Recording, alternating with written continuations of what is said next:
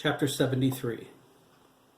Dabney's mouth fell open when Virginia's Camaro pulled into the estate's circle driveway. She drove to where he was waiting on the porch.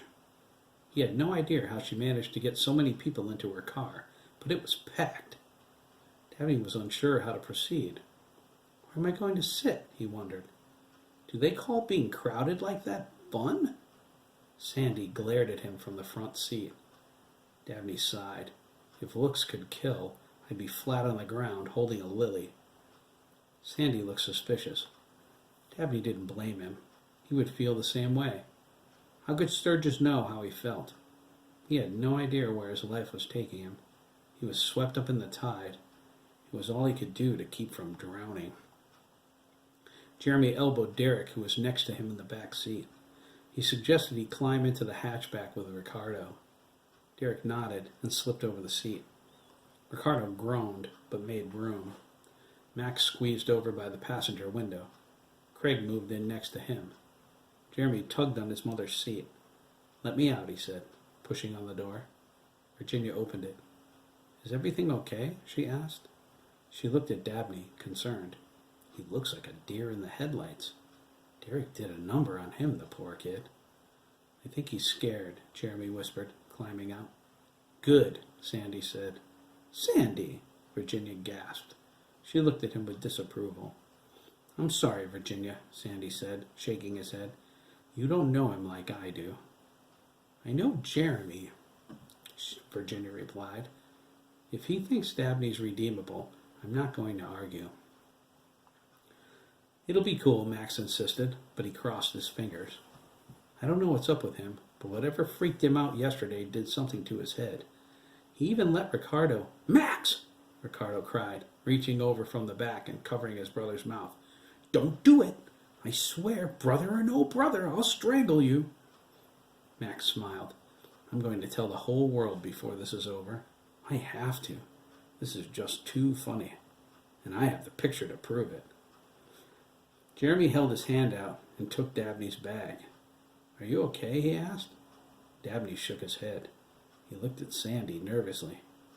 "Sturgis looks mad." Jeremy smiled. "He is." Dabney eyed him strangely. "That doesn't bother you?" he asked. "Why should it?" Jeremy replied. "Sandy doesn't need a reason to be mad. He's always mad about something." "You're willing to risk alienating your friends for me?" Dabney asked. "You're something else." "Everyone gets a chance, Dabney," Jeremy said. "Even you." He shifted his weight. Dabney's bag was heavy. "Why are you so different?" Dabney shrugged. "I don't know," he said. "Maybe I'm tired of all the conflict." "Fair enough," Jeremy said. "For now. Let's go, huh? Everyone's waiting." Dabney followed Jeremy, strategically staying out of Sandy's line of sight. He felt nervous enough without Sturgis making it worse. Jeremy opened the car door and handed his mother the bag. Virginia took it and said, "Oof," as she lifted it over her legs.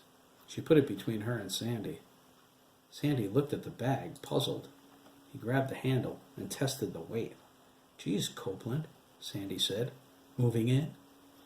Dabney took it in stride. "I might." He looked at Virginia and asked, "Can you cook?" She smiled. "If God needed one, he would call me, sweetheart." "You've got yourself another kid." Virginia pulled him over and kissed his cheek. She did her best to ignore his bruises. "You're sweet." Dabney blushed.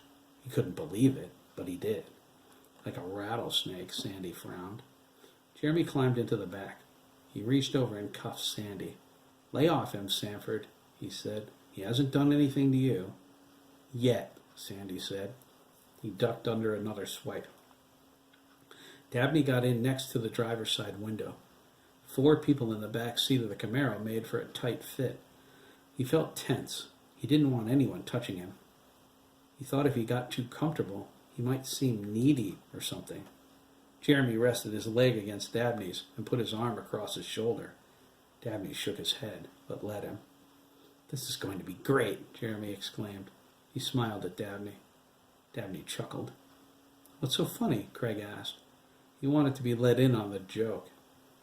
This is so different than riding with my family, Dabney said. You don't touch the person next to you.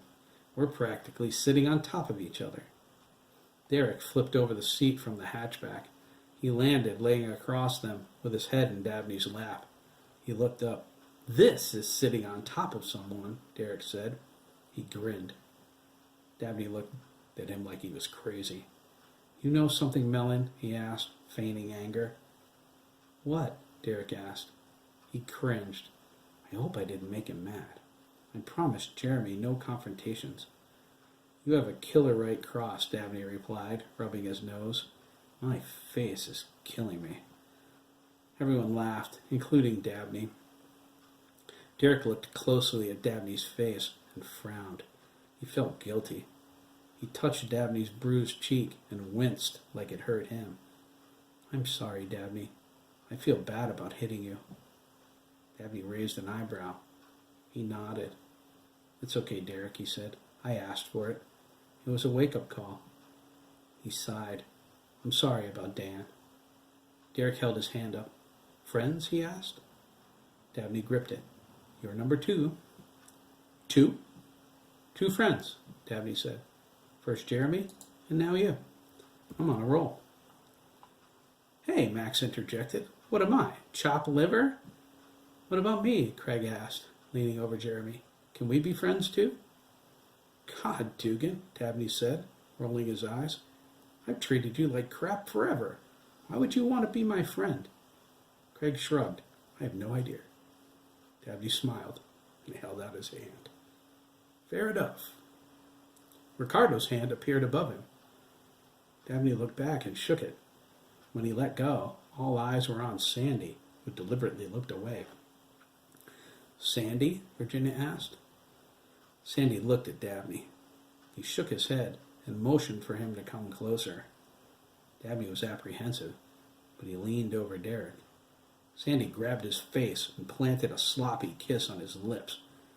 Dabney cried, Oh, yuck! And fell back into his seat.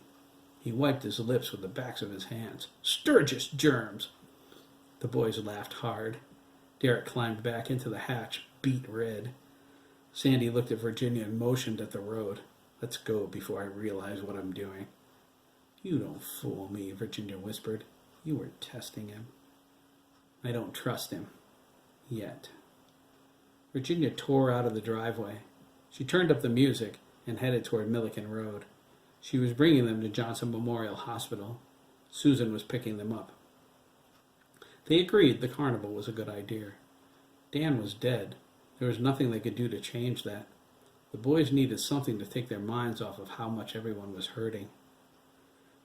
Susan was out of sorts when Virginia talked to her about the carnival. She said Ian would want to go too. Virginia reminded her Ian was at camp. It was the oddest thing. Susan nearly started crying. It was barely noticeable, except to Virginia. Nothing escaped her, like with Jeremy and Craig. She wasn't sure what was going on, but they were fidgety. They kept finishing each other's sentences, scratching at the same time, wanting the same food. It was strange. Virginia glanced up to see if it was a full moon. Dabney caught her motion in the side view mirror. It's not a full moon, he smirked. I already checked. No one paid attention to the black Mercedes-Benz following them.